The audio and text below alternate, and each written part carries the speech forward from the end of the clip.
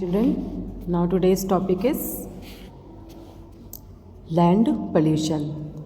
The rubbish that we throw in an open area makes land dirty and polluted. These wastes can be separated in two types, biodegradable and non-biodegradable. Rubbish जो हम open area में जो हम गंदगी फेंकते हैं वो ज़मीन को गंदा और प्रदूषित कर देती है। और ये जो वेस्ट मटेरियल होता है, जो हमारा कूड़ा होता है, उसको हम टू टाइप्स में डिवाइड करते हैं, biodegradable and non biodegradable. First is biodegradable. Things like animal waste, vegetable waste, fallen leaves, peels of vegetables, paper, packing materials which can be decomposed by microorganisms are known as biodegradable waste. These are harmless waste materials and can be used to make compost. This compost can be used as manure for our plants. By doing so, you are not only cleaning the place but you are also getting manure. ऐसे waste material, ऐसे कूड़ा मतलब जिसको हम फेंक देते हैं, ऐसा वेस्ट मटेरियल जैसे एनिमल वेस्ट, वेजिटेबल के वेस्ट, गिरती पत्तियां जो गिरी रहती हैं, और वेजिटेबल्स के जो छिलके होते हैं, पेपर और पैकिंग मटेरियल्स जो होते हैं, इन सबको हम माइक्रो ऑर्गेनिजम्स के द्वारा डिकम्पोज कर सकते हैं। मतलब इसमें माइक्रो ऑर्गेनिजम्स इसको तोड़ सकते हैं, विघटित कर सकते हैं इन वेस्ट मटेरियल्स को, ठीक है। और ऐसे वेस्ट मटेरियल्स को हम बोलते हैं बायोडिग्रेडेबल वेस्ट। जिस वेस्ट का विघटन किया जा सकता है, मतलब जिनको माइक्रो ऑर्गेनिजम्स के द्वारा तोड़ा जा सकता है, ऐसे वेस्ट मटेरियल को हम बोलते हैं बायोडिग्रेडेबल वेस्ट। ये हार्मलेस होते हैं, मतलब नुकसानदायक नहीं होते हैं, और इनको हम खाद के रूप में यूज़ कर सकते हैं, ठीक है। ये खाद हम प्लांट्स के लिए मैन्योर के रूप में यूज़ करते हैं। मतलब ये जो भी छिलके हैं, सड़ी हुई पत्तियां हैं, ये सब सड़ जाती हैं, इनका खाद बन जाता है, और इस खाद को हम अपने प्लांट्स के लिए यूज़ कर सकते हैं। इस तरह से न ही हम उस जगह की सफाई करते हैं, बल्कि हम मैन्योर भी पैदा कर लेते हैं। हमें अपने आप इन सब पदार्थों से, वेस्ट मटेरियल से मैन्योर भी मिल जाता है और जगह भी साफ़ हो जाती है। Second is non-biodegradable. On the other hand, things like poly bags, aluminum foil, old plastic and glass bottles, broken plastic buckets and mugs, etc. can never be decayed and are known as non-biodegradable waste.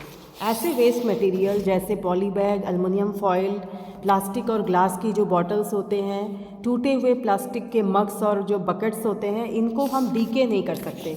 मतलब इनका हम विघटन इनका नहीं हो सकता, ये सड़ नहीं सकते, ये एज इट इज़ ज़मीन में पड़े रहते हैं, तो इसको हम बोलते हैं non biodegradable waste. This will pollute the soil and create problems for the plants growing nearby and make our environment dirty and polluted. Efforts must be made to reduce the use of non-biodegradable materials and to recycle them as far as possible when used. Keep 2 different dustbins at home as well as in your classrooms labeled as biodegradable and non-biodegradable and collect the waste accordingly. ये जो non biodegradable waste हैं, जिनका विघटन नहीं किया जा सकता है, ये सॉइल में प्रदूषण पैदा करते हैं और प्लांट्स जो आसपास ग्रो करते हैं और हमारे उनके लिए भी प्रॉब्लम क्रिएट करते हैं, जो हमारे आसपास प्लांट्स ग्रो करते हैं, और साथ में हमारे एनवायरनमेंट को डर्टी और प्रदूषित कर देते हैं, ठीक है। इसके लिए इस तरह के वेस्ट मटेरियल्स के यूज़ को हमें रिड्यूस करना चाहिए।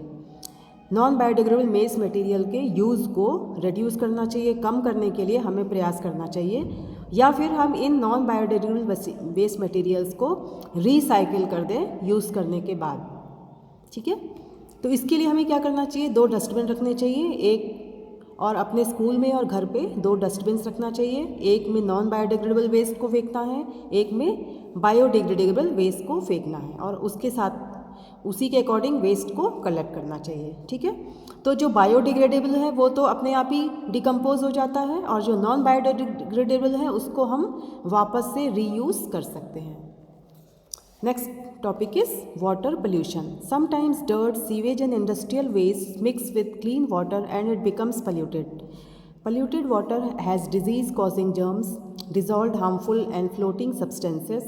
Thus the water becomes unfit for drinking. This is called water pollution. कभी कभी इंडस्ट्री से जो वेस्ट मटेरियल है, डर्ट है और जो सीवेज है वो सब क्लीन वाटर के साथ मिक्स हो जाता है और उसे पल्यूट कर देता है, मतलब प्रदूषित कर देता है। पल्यूटेड जब वाटर प्रदूषित हो जाता है तो उसमें डिजीज़ कॉज करने वाले जर्म्स पैदा हो जाते हैं, मतलब जिनसे बीमारियां होती हैं ऐसे जर्म्स हो जाते हैं। और साथ में उसमें नुकसानदायक चीज़, हाँ, मटेरियल सब्सटेंसेस जो होती हैं वो उसमें डिज़ोल्व हो जाते हैं पानी में और वो फ्लोट करते रहते हैं। मतलब हमारे लिए जो नुकसानदायक मटेरियल सब्सटेंसेस होते हैं, चीज़ें होती हैं, वो पानी में डिज़ोल्व हो जाती हैं और कभी कभी फ्लोट करती हैं पानी में। तो ऐसा पानी हमारे पीने के लिए अनफिट होता है, मतलब इसको हम नहीं पी सकते।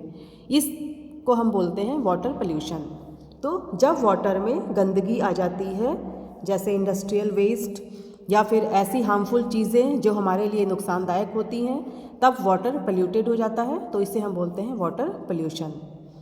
Untreated industrial waste are also dumped into rivers and make them polluted. Even pesticides are washed away from the agricultural fields, making the water polluted. जो फैक्ट्रीज से जो वेस्ट मटेरियल होता है जिसका वापस से ट्रीटमेंट नहीं हो सकता है, इन वेस्ट को भी कभी कभी रिवर्स में डंप कर दिया जाता है, मतलब नदियों में फेंक दिया जाता है और इससे क्या होता है, नदी प्रदूषित हो जाती है।